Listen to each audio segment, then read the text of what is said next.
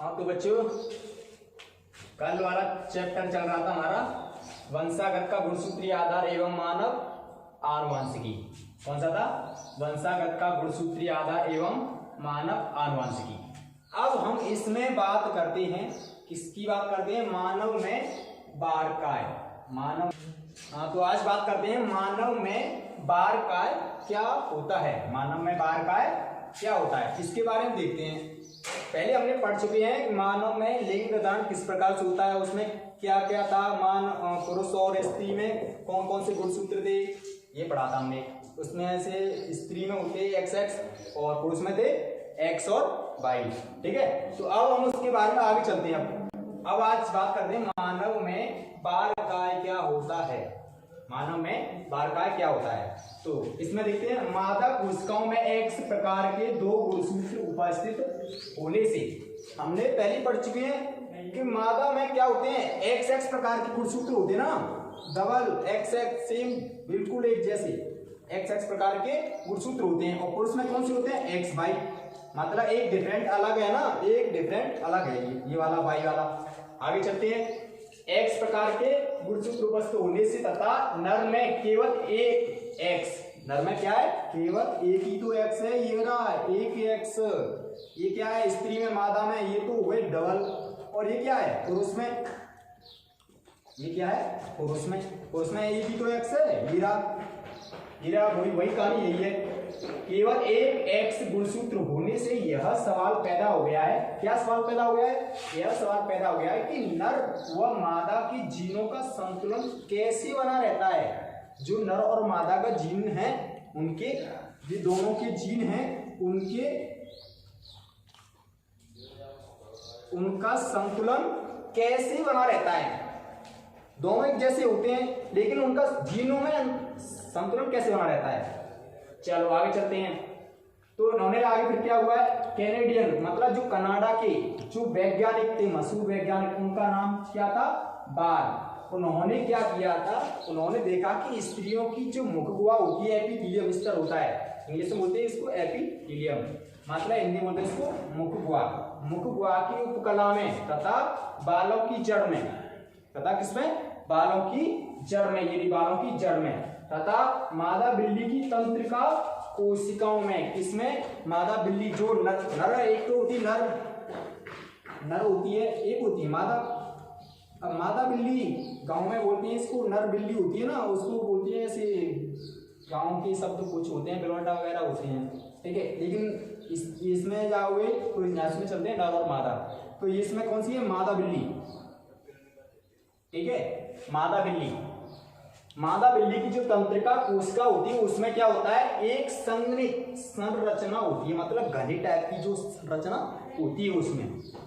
इसका व्यास क्या होता है? इसका व्यास लगभग 1 म्यूएम होता है। कितना होता है? 1 म्यूएम, तो छोटी टाइप में होती है।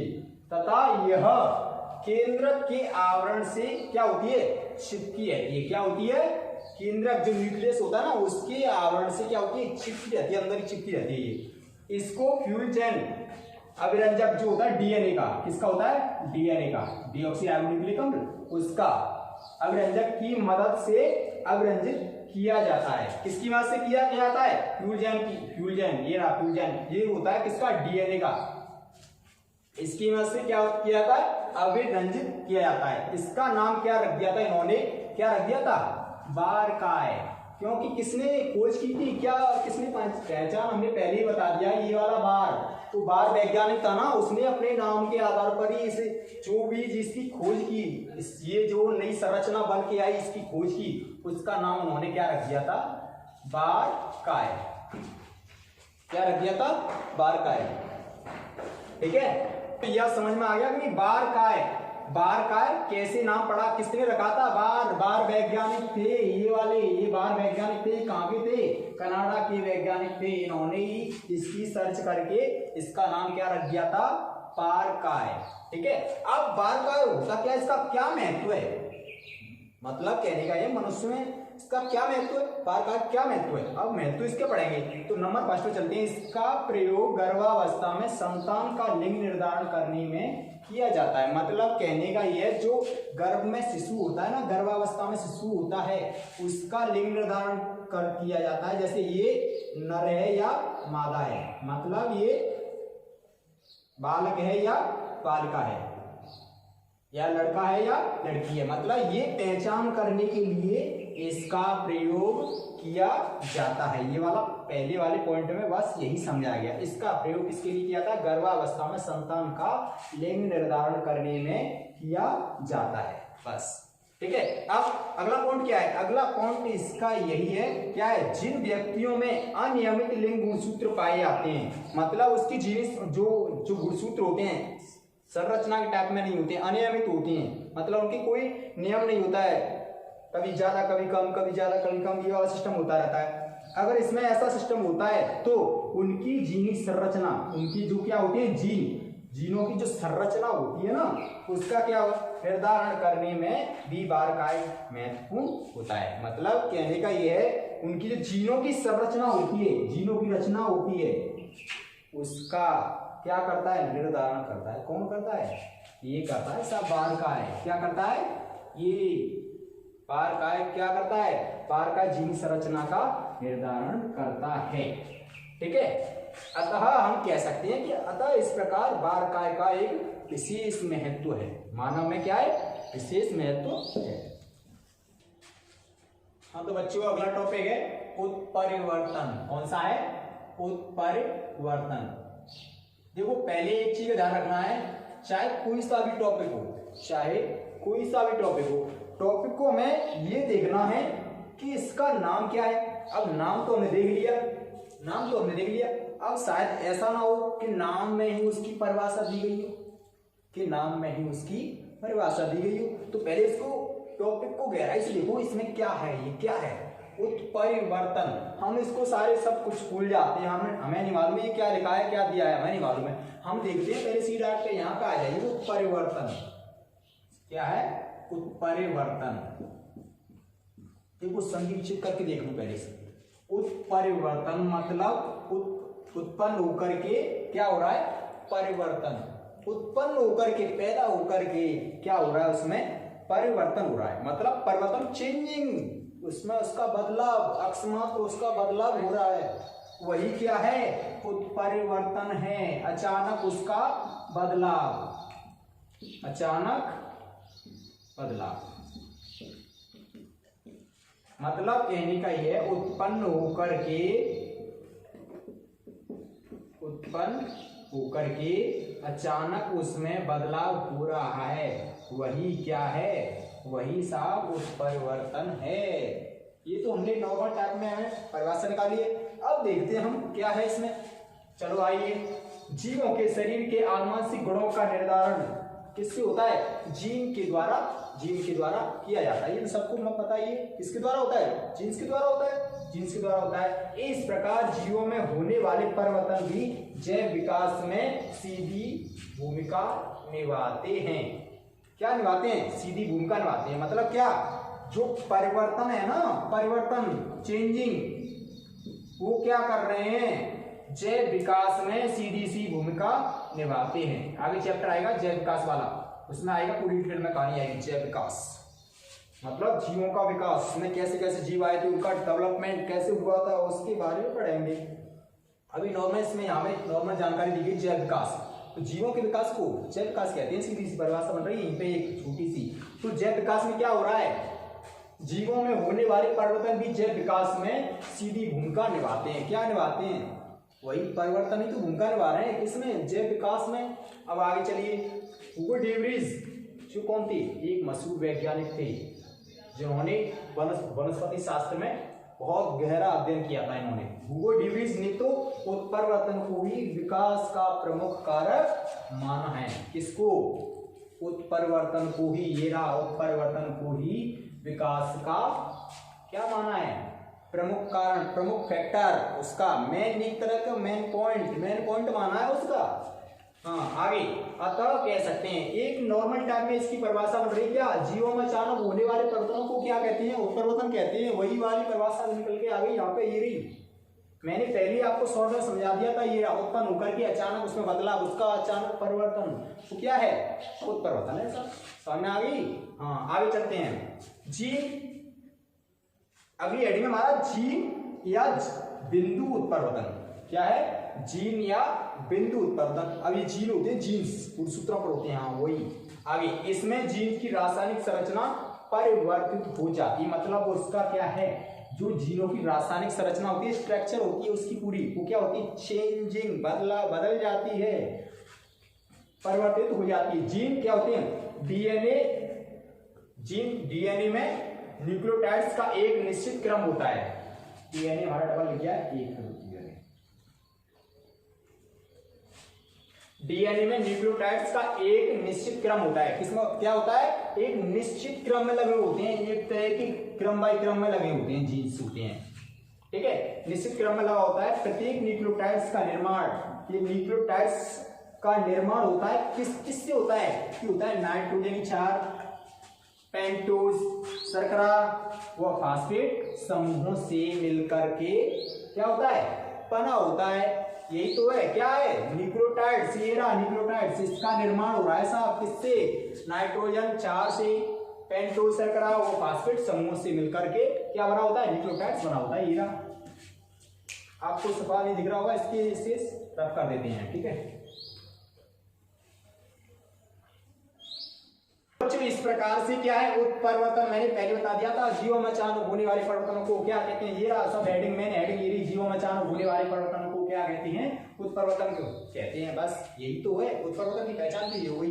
मैंने पहले ही अलग से आपको बता दिया था, उत्परिवर्तन उत्पन्न होकर के उसमें परिवर्तन हो रहा है, वही क्या है, उत्परिवर्तन है। क्योंकि एग्जामिनर होते हैं, एग्जामिनर बच्चों को घुमा फिरा के रख देते हैं, या तो इसको ऐसे रख देगा या इसको रख देगा म्यूटेशंस। म्यूटेशंस क्या है, उत्परिवर्तन क्या है, इसका सिद्धांत किसने दिया था, इसका सिद्धांत दिया था साहब किसने, हुगो ड्यूलिस, ये रहे सूर्य वैज्ञानिक थे, ये वनस्पति शास्त्र के बॉटनी में। ये हुआ हमारा उत्परिवर्तन। और अगली हेडिंग थी हमारी, अगली पॉइंट था जीन या बिंदु उत्परिवर्तन, मतलब सीरी, देखो मैंने पहले बता दिया था, यहाँ पर उत्परिवर्तन तो हो गया, ये जीन या बिंदु उत्परिवर्तन, इसको भले कुछ मत पढ़ो, ये देखो जीन या बिंदु उत्परिवर्तन, एक सरल परिभाषा और निकल के आ रही है यहाँ पे, मैंने पहले बता दिया था। मेन पॉइंट में देख लो, मेन पॉइंट क्या, उसने एक नई परिभाषा निकल के आती है, ये तो जीन तो होते हैं, जीन्स तो, ठीक है। अब यह क्या है, बिंदु और उत्परिवर्तन।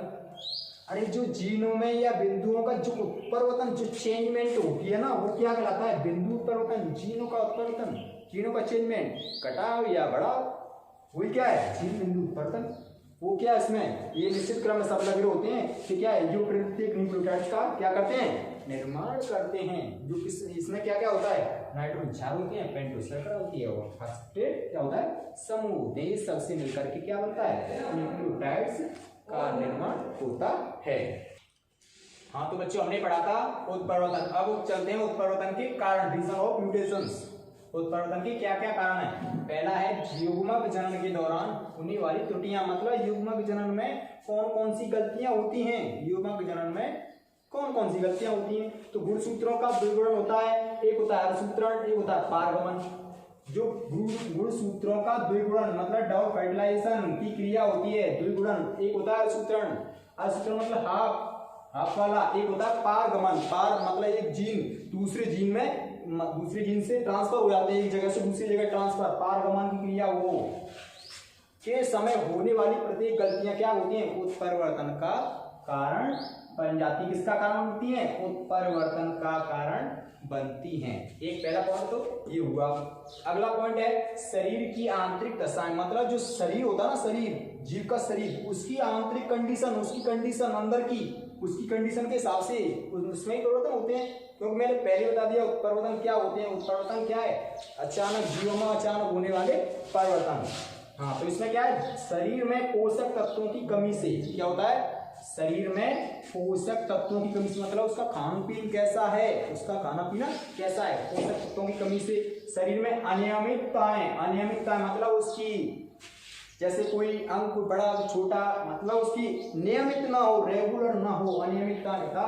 हार्मोन्स का प्रभाव था उस पर, क्या है हार्मोन्स का क्या प्रभाव पड़ रहा है, आज आंतरिक दशाएं उत्पन्न हो जाती हैं। ये क्या है, ये क्या कहलाती है, ये स्वजात उत्परिवर्तन है। स्वजात का मतलब है उसका अंदर का स्वयं का उत्परिवर्तन है।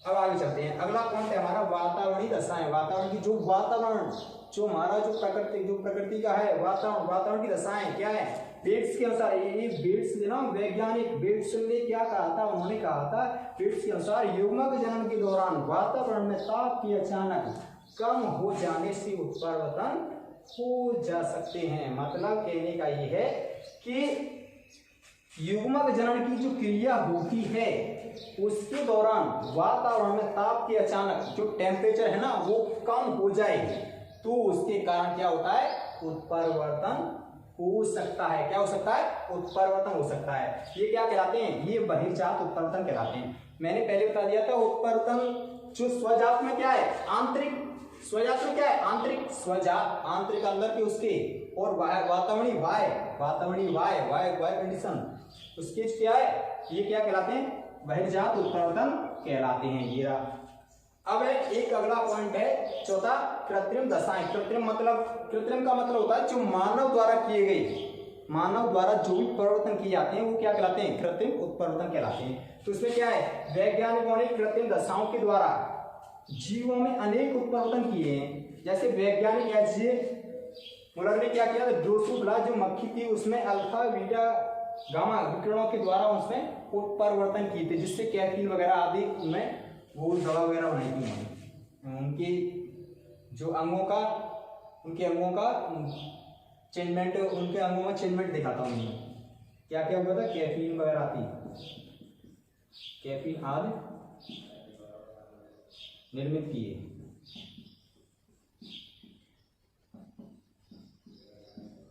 इस प्रकार से हमारा ये क्या हुआ, उत्परिवर्तन के रीजंस हुए। हाँ बच्चों, एक चीज याद रखना है, अगर वीडियो आपको अच्छी लगे तो बाद में चैनल को सब्सक्राइब करना ना भूलें, क्योंकि अगर चैनल को सब्सक्राइब नहीं करोगे तो आगे का जो नोटिफिकेशन या आपकी जो अगली वीडियो कैसे अपलोड होगी, इसलिए आप चैनल को सब्सक्राइब जरूर कीजिए।